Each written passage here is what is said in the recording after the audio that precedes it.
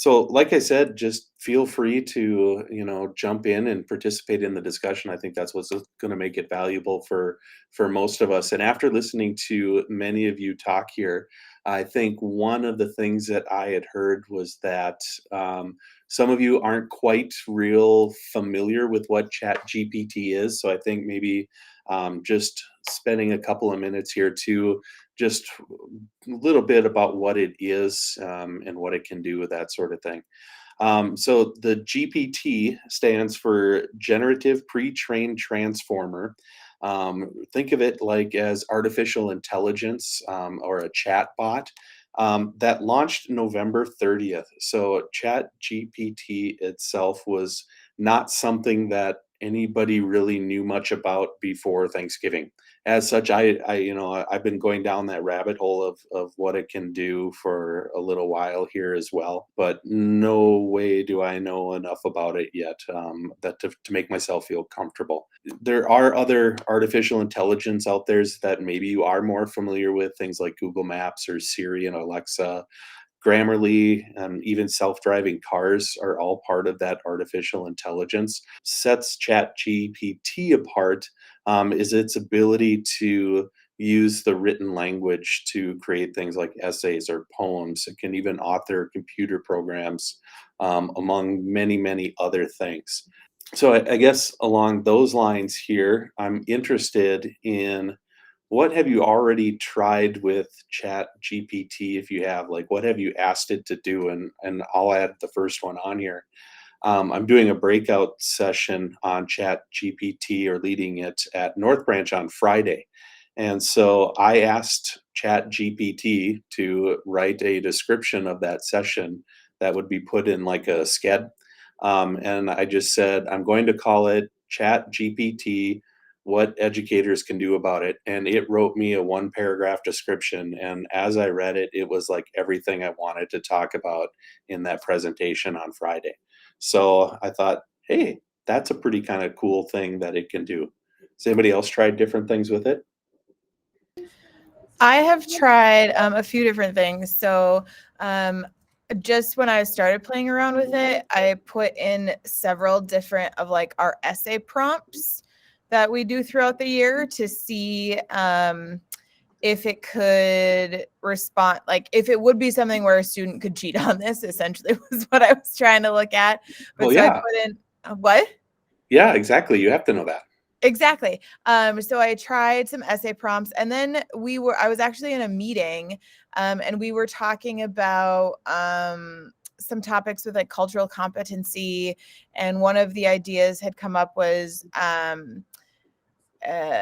like surveying some of our students of color to see how we're doing with some of those topics. So I put in like, what are some questions that you could ask in a survey to students of color about their experience at school? And it gave like, honestly, really good survey questions. And we're like, oh yeah, those are great.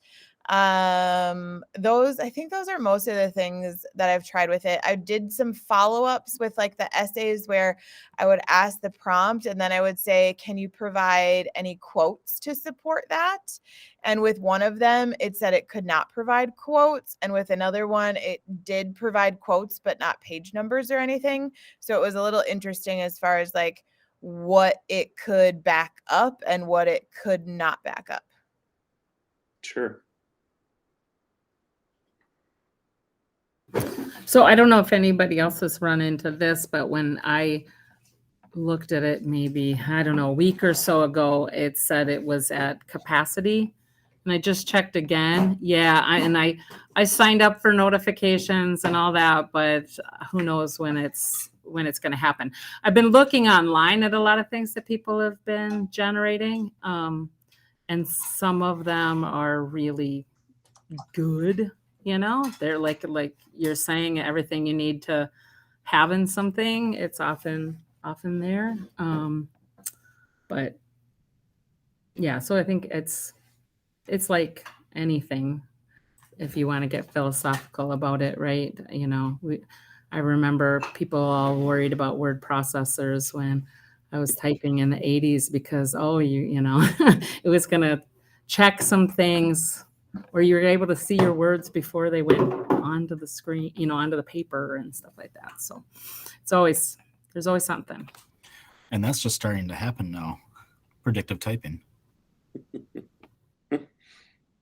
Exactly. We already have it, right? Like we have predictive typing. So, I mean, this is just bigger, but definitely my sentences are all finished for me all the time. Has anyone tried to ask it to write lesson plans?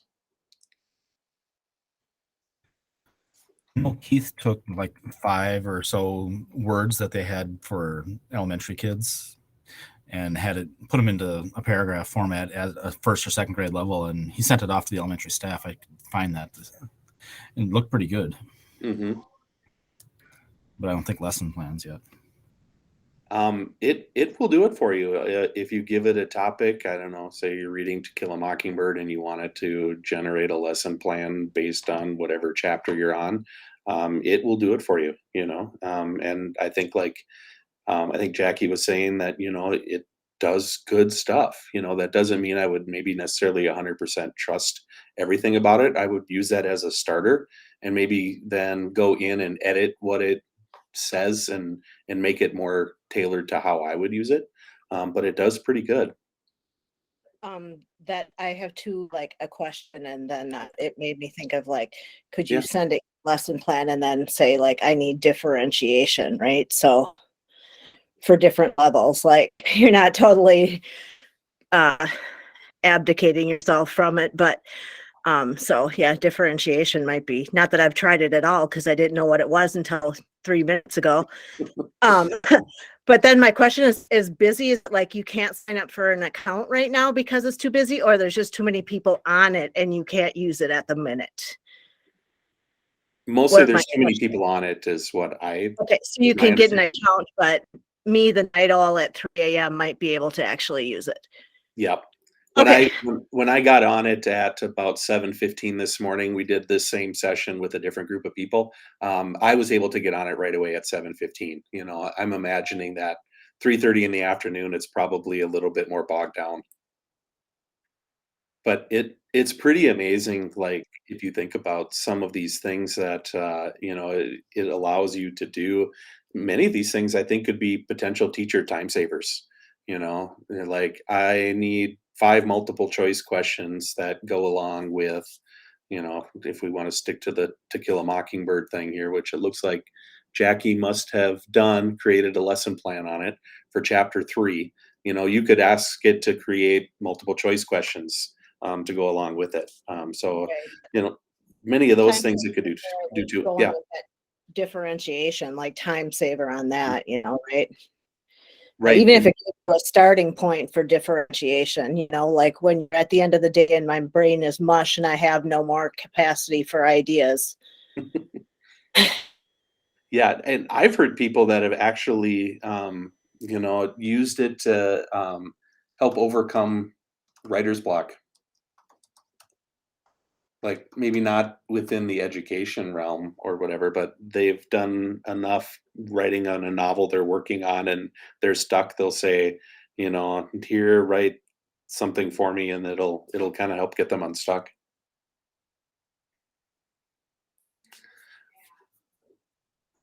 Okay. Jackie, your this plan looks pretty good. I mean, it's interesting because, right, it's drawing from all the same things we would be drawing from. Our only worries would be that eventually, right, there's so much junk, and how does it discern what is a good interpretation or way of looking at or framing To Kill a Mockingbird, that kind of thing. Some of the nuance maybe wouldn't be there, but maybe eventually.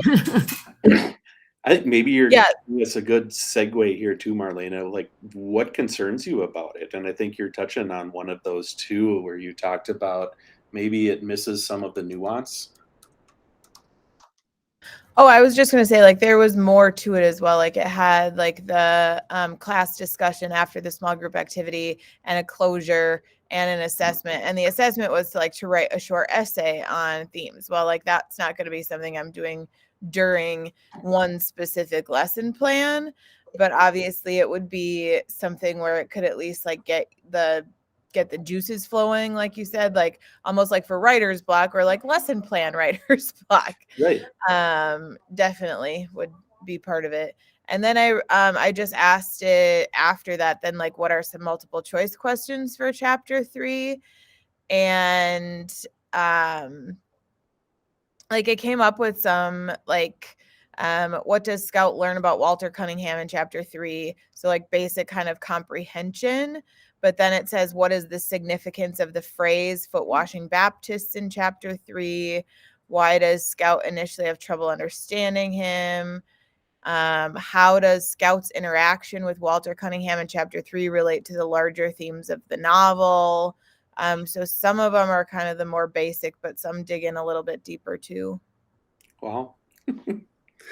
I feel like I'm trapped in a room of English teachers here. In my head. Yeah. I was just like coming up with a random thought in my head, and you guys ran with it. Good job. Yeah, and it's definitely very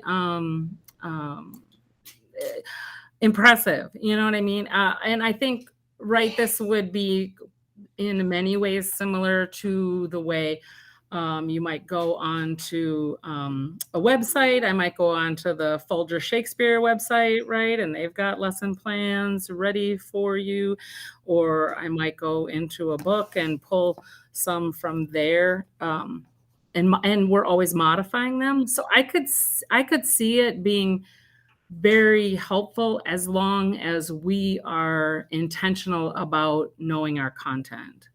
You know, I think where we could get in trouble, right, is if we're not as. Is there any and maybe I'm going down the wrong way here because it's supposed to be artificial intelligence, so then it's maybe creating it on its own, but it has to be pulling from somewhere, right? Like, so is it pulling from open resources? Like, is there like not like plagiarism, but like copyright, or like where, like where is it pulling? Like, obviously it's, like generating it all together into new ideas or pseudo new ideas, whatever. But like my brain just went open resource. Where is it pulling from? The entire web, and then like, chopping it up and spitting something new out, which essentially I'm assuming, sorry, that's what it's doing. But yeah, I don't know. My brain went down the like copyright infringement crazy rabbit hole there.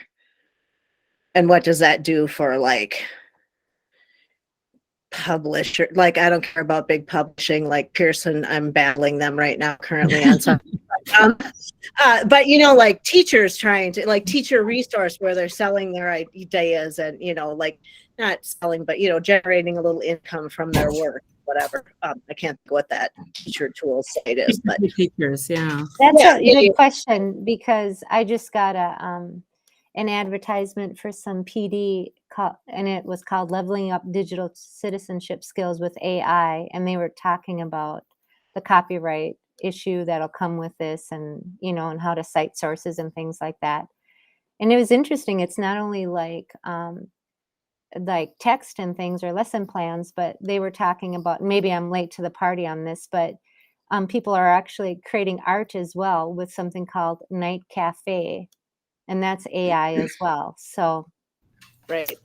Yeah, I guess we're like, my brain went weird. Like, my daughter is an artist and a creator, and people are like stealing work and printing her hard things on, digital.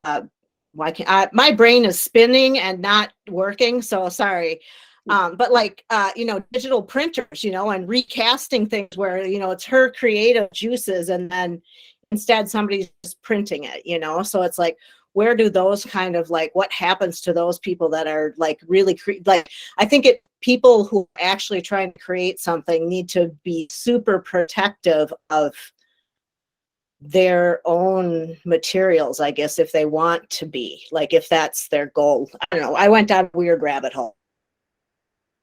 I don't think it's a weird rabbit hole at all, because those are the concerns that we have with our students, right?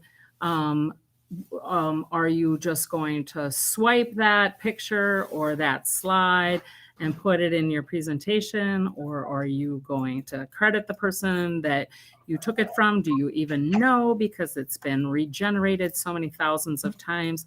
And then how do we know then? It's, to me, they're the same problems, right? How do we know this is quality? Like I always point out to them when they start stealing presentations, basically, because they'll do that. I Right. said, the first things that come up on Google Images, like they're made by an 8th grader somewhere. How do you know whether this is Right. what Well, you and then when you think about like big world problems, if we squash creativity, like who's solving global warming and those kind of things, like you can get really weird on it, but yeah. Right. I'm just stealing a few of your ideas and adding them here to the slideshow. So if I'm Absolutely. Steal all not my accurately reflecting what you're saying. That's what I want to do. So there you go. Yeah. Yeah. So it feels to me like we're just in the middle of a moment, not just like this is a huge one, right? That we've all been waiting for since, whenever, for me, it was watching 2001: A Space Odyssey, like as a little kid, right? So science fiction is catching up to us. Yeah. And how do like, we? Yep. Like my brain went, oh my God, this is amazing. And then all of a sudden my brain turned the other corner and went, and it could go so wrong. It could go so wrong, because when we're talking about information and interpreting information and looking at media, right? This is media that will be presented to all of us and all of our children and everyone we're teaching. That's a concern, right? Because this is this new generator of media, not just the goofballs on Reddit and, Instagram and everything else, right? It's this, we're going to have machines, artificial intelligence create the content that we read. So I think it's cool that y'all thought this was great. That you're thinking, oh, this is this cool thing. I'm thinking, oh my God, everybody's going to plagiarize. And that's a real concern. In fact, there was, you have to look at this up. I don't have the website in front of me, but if you Google GPT-0, there's a college kid who over Christmas break was very much concerned about that same thing. How do you identify something created by an AI bot and something that was written by a human? And so he developed this GPT-0 website that you can copy and paste text into that you think is AI generated, and it measures things like perplexity and randomness of word choice and sentence structure. I'm not familiar with the whole algorithm, but I think it's a girl, and I think she's a Harvard student. And yeah, I knew it was Ivy League. You can't crush that kind of brilliance and that kind of creativity, right? Like, yeah. But to think a college student was concerned enough about what their peers potentially could do with this. Probably a future academic. Yeah. So my concern about the plagiarizing is our students aren't thinking, right? Where that's what we're trying to do is get them to think. Yep. And B, where are they getting this information? Like you're saying, where are they drawing this information? Are they drawing it from the academics who academics don't want to be plagiarized? Absolutely. Right. Well, I know I've seen Yep.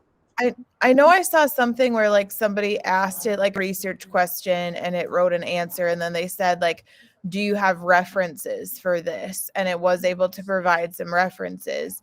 But I think too, like we were talking about it with some of the English teachers here, and like we never just assign something and then ask them to turn it in. Like if have a writing assignment, there's a pre-writing or an outlining step, and then there's a drafting step, and then a revising step, and then it's the final essay. And I watch them work on each of those steps. And if I wanted to, if I was like suspicious about anything, I could go into like their Google Doc and check their revision history and see, did they work on this little by little over the number of days that we had in class, or was it copy and pasted on the last day? And so I think we already have a lot of tools with Google Docs, with Doctopus, with like all of these other things that show revision history and progress and help you keep track of the steps that students are doing, that I think then becomes even more important. Like, I need to see the students' progress from beginning and end so that they can't just turn in a final product that's plagiarized.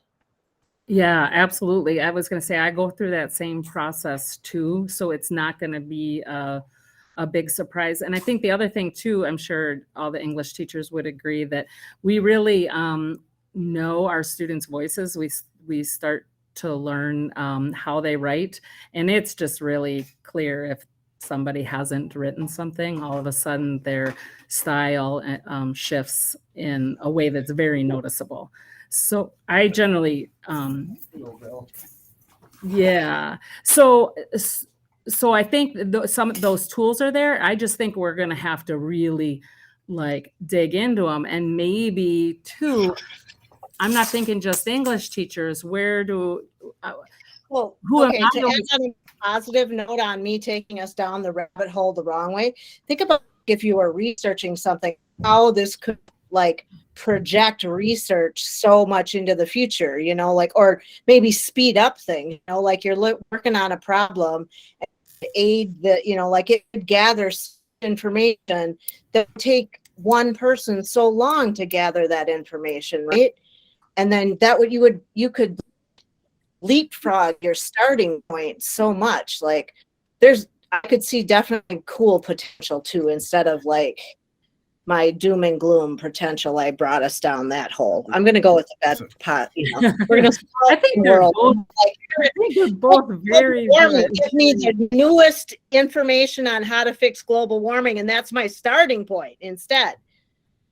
And along those lines, I just switched here screens to how can it be used in the classroom. It's definitely could be a teacher time-saving tool, and you're talking about it from other professions as well. Bill's got something to say though.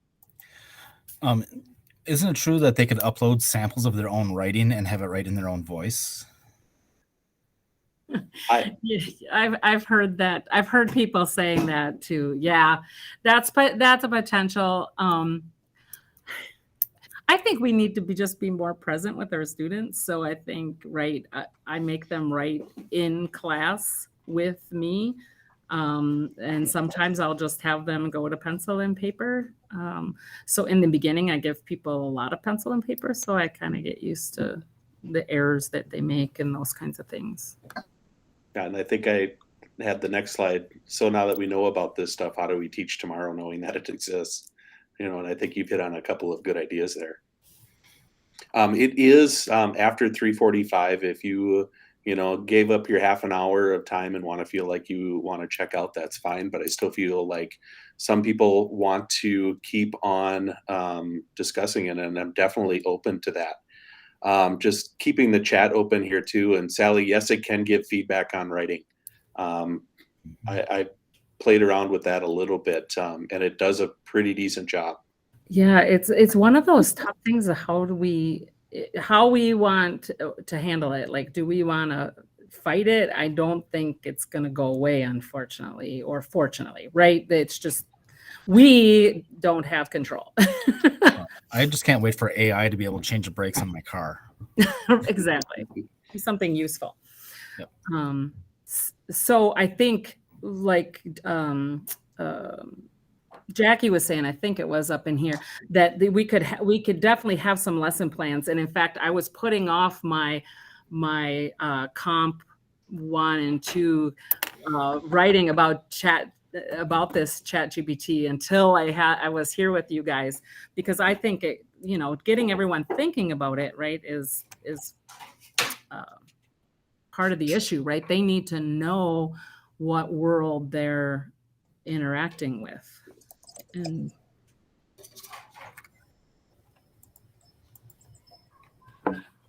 yeah, math. I don't know. We have all the math. We have math, right? You can take a picture of the problem and it'll do it for you. What is it called? Photo math. Photo math. Yeah. So people have been doing that for a long time. They do it in Mana's room sometimes. Mm-hmm. They say, I'm just going to use photo math. It's like, if they're using it appropriately, yes. Because if they're looking at it going, because I don't know how to solve it, and they look at the steps and learn from it, awesome. If they're just copying down the answers, then it's an issue. Mm-hmm. Mm-hmm. Right, right. So philosophically in this line, right, if they're just copying down an answer. So I think of like a grammar error, right? Do I want to hold the student to, no, you're never going to be able to write this until you can correct this grammar error, and you need to find it. What is it? I'm not going to give you any clues. Or are you going to use the tools that help you right off the bat fix your grammar so that you can go to some higher order of thinking? It's a tough question. Jackie dropped some math stuff into the chat. That's interesting. But it looks like, I don't know if that's accurate or not, but That is correct. Okay. I just looked at it, it's correct. Okay. And Sally asked about some political science stuff. So I've been teaching a college in the schools level political science class in Malacca for quite some time. And so when I had heard about this, and we were going to be reading the chapter on the Congress, right? And I always have like discussion-based reading questions that go along with the chapters. So I asked it one of the questions, and it gave a very good response. I didn't think it was perfect, but it was very good. And I'm like, well, my kids could do this exact same thing. So I thought I'd be preemptive. And so I copied what ChatGPT or GPT answered for that question and pasted that on along with the question that I asked it, and said, now I want you to go through and I want you to highlight the passages from the text that are saying the same thing as what the AI bot said. And then in the comments, what I want you to do is I want you to put like, under what subheading did you find this information in the textbook? So I know that you were just randomly highlighting parts that you think sounded good. And then at the end, ask them the question, what did Chat GPT not include that should be there?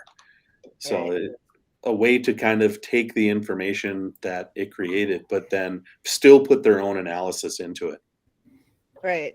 Yeah, I was just like, like what do people in Turkey think of, the documents that are being found in, like could it look for different, like not the US media's view of what people in Turkey think, like could it, I don't know, interesting, like some different views. Yeah, I think what you're getting, there's definitely bias in the things that it can draw information from. Right, for sure. That's why so where is it pulling the info from, right? Right. And so then will it be biased towards a certain type of response? I think, that is definitely something to be concerned about with it, and one of its limitations. And I know, like, on the bottom of many of these slides that I put in here, I do have a couple of links to some sources that deal with that. And I know this Tory Trust one, if you want to talk about concerns with ChatGPT, and you go to slides 6 through 11, I know that's one of them that she discusses here. You just got to find the right slide. Go back to it. Like right about here, tells you, where it collects some of its data and about privacy, things like that, about not really being something for kids under 13, that it's not always trustworthy, that responses can definitely reflect bias. And another thing that I would point out is that it is not really up to date on things that happened after 2021. Like my daughter had a paper in her English class, and it was like a trends paper, and she did it on college campus security and what are the trends of campus security at different universities across the country. And it was right after, this murder of 4 students at the University of Idaho. And she had written a fabulous paper and did a great job. And I thought when she was done, I'm like, well, could ChatGPT have written that trends paper? So I asked it to write about college campus security and to specifically reference the recent murders at the University of Idaho. And the paper that it wrote cited that there were students in Idaho that were murdered in 2020, not just a few months ago. So it got it wrong. Right. Interesting. Yeah, so then that brings it back to like, where is it? What is it pulling from? You know, where is it piling this info from? It is pulling, from my understanding, the entire internet or Right. many different parts of it that I can access. Yep. And I've heard that this is like version 3.0, version 4.0 that's supposedly right around the corner is going to be even bigger, faster, better. I guess that's the better part is an opinion term, I guess. Absolutely. Yeah. Well, it's interesting considering I knew nothing about it 45 minutes ago. There's many other great things here along with it, and just in case people are trying to get out of here on the last one, if people wanted to add any resources that they had, is what I put this on here for. What I've been trying to curate a wakelet of different articles and resources that I come across, and so if you're interested in looking at more of those things and to do a deeper dive, you can definitely do that. Thanks. Well, I appreciate everybody's time and thoughts. Thanks a lot. Yep. Thank you. Have a great night. Yep, thanks everyone.